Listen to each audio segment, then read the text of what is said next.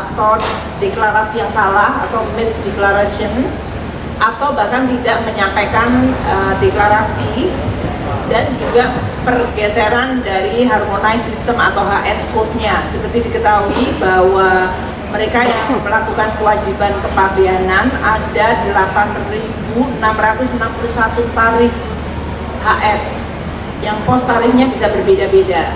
Maka pelaku bisa kemudian mencoba melakukan deklarasi tapi pada HS yang sengaja disalahkan untuk bisa menghindari kewajiban kepabeanan atau bahkan untuk penyelundupan. Jalurnya kalau dari sisi import bisa menggunakan kapal kayu, modus-modus yang tidak resmi, atau melalui perbatasan darat.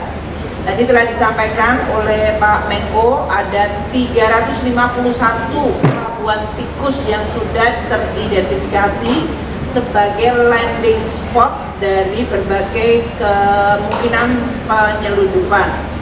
Ini supaya diketahui bahwa 894.480 labuh kapal, frekuensi kapal yang melabuh di Indonesia di seluruh pelabuhan di Indonesia. Ini yang menjadi salah satu yang perlu untuk kita awasi. Beberapa modus baru seperti atau yang lama tapi terus-menerus dengan intensitas dan pelaku untuk bisa melihat patroli dari seluruhan kementerian lembaga, tidak hanya Bea Cukai, tadi sampaikan Pak Menko, ada BNN, ada Bakamla, ada TNI Angkatan Laut, Polri, Polair, dalam hal ini Kementerian Perhubungan dan berbagai kementerian lain. Itu kita bisa lihat berbagai modus seperti pemindahan antar kapal atau ship to ship dengan pura-pura antar pulau, tapi sebetulnya dia bisa ekspor atau impor kemudian. Atau dia melakukan kompartemen dari seperti kotak itu, kontainer, yang sekarang dengan X-ray yang kita miliki di Priok dan akan nanti disampaikan oleh Pak Menko, kita juga melakukan di Perak dan Tanjung Emas, semuanya akan menggunakan X-ray yang bisa melihat 100% isi dari kontainer. Kalau dulu kita tidak mampu. Atau juga modus yang lain adalah barang tersebut di carouseling, dalam artian dia pura-pura diekspor tapi kemudian kembali lagi ke dalam negeri. Kemudian juga modus dari sisi alat untuk penyelundupan, yaitu menggunakan kapal yang high speed atau dalam hal ini dengan kecepatan di atas 70 knot. Ini yang kami dengan Kementerian Perhubungan, tadi Pak Menko sudah menginstruksikan supaya pembatasan kecepatan dan juga untuk implementasi enforcement untuk menggunakan kewajiban untuk menyalakan ais tersebut di dalam kapal-kapal tersebut. Ini adalah berbagai hal yang merupakan tantangan yang perlu untuk terus kita jawab. Jadi tadi modus-modus tadi telah dilaporkan oleh semua kementerian lembaga dan kita juga sepakat bahwa nggak ada satu kementerian yang bisa menangani sendiri. Demikian Pak Menko, terima kasih.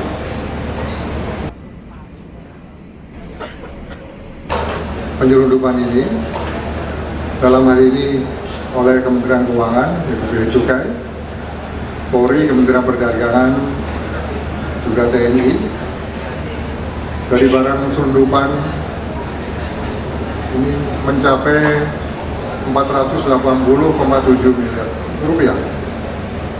Sekaligus pendalaman terhadap 35 entitas kelompok dan 18 perusahaan yang diduga melakukan kegiatan ilegal penyelundupan.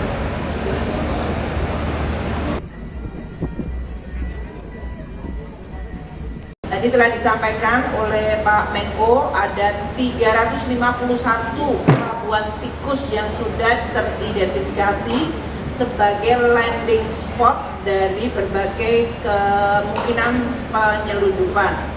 Ini supaya diketahui bahwa 894.480 labuh kapal, frekuensi kapal yang melabuh di Indonesia di seluruh pelabuhan di Indonesia.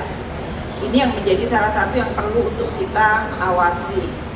Beberapa modus baru seperti atau yang lama tapi terus-menerus dengan intensitas dan pelaku untuk bisa melihat patroli dari seluruhan kementerian lembaga, tidak hanya Bea Cukai, tadi sampaikan Pak Menko, ada BNN, ada Bakamla, ada TNI Angkatan Laut, Polri, Polair, dalam hal ini Kementerian Perhubungan dan berbagai kementerian lain. Itu kita bisa lihat berbagai modus seperti pemindahan antar kapal atau ship to ship dengan pura-pura antar pulau, tapi sebetulnya dia bisa ekspor atau import kemudian.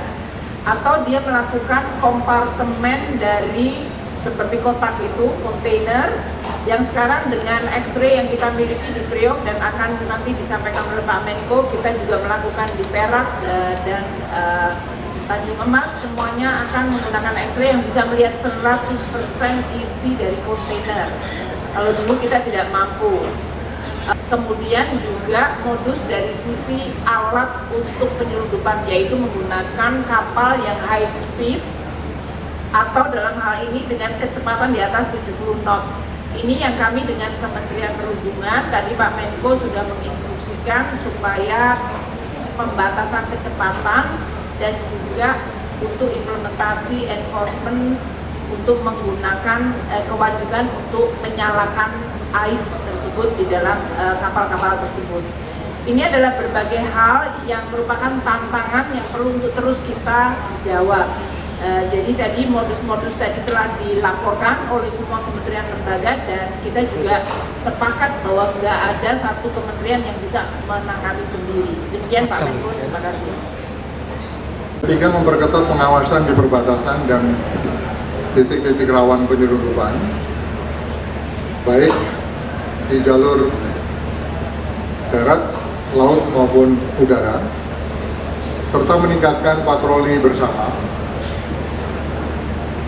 dan kehadiran aparat di titik-titik kritis penyelundupan, termasuk penggelaran satgas-satgas intelijen. Konferensi pers pada siang hari kami mulai, perlu kami sampaikan beberapa hal sebagai berikut. Pertama,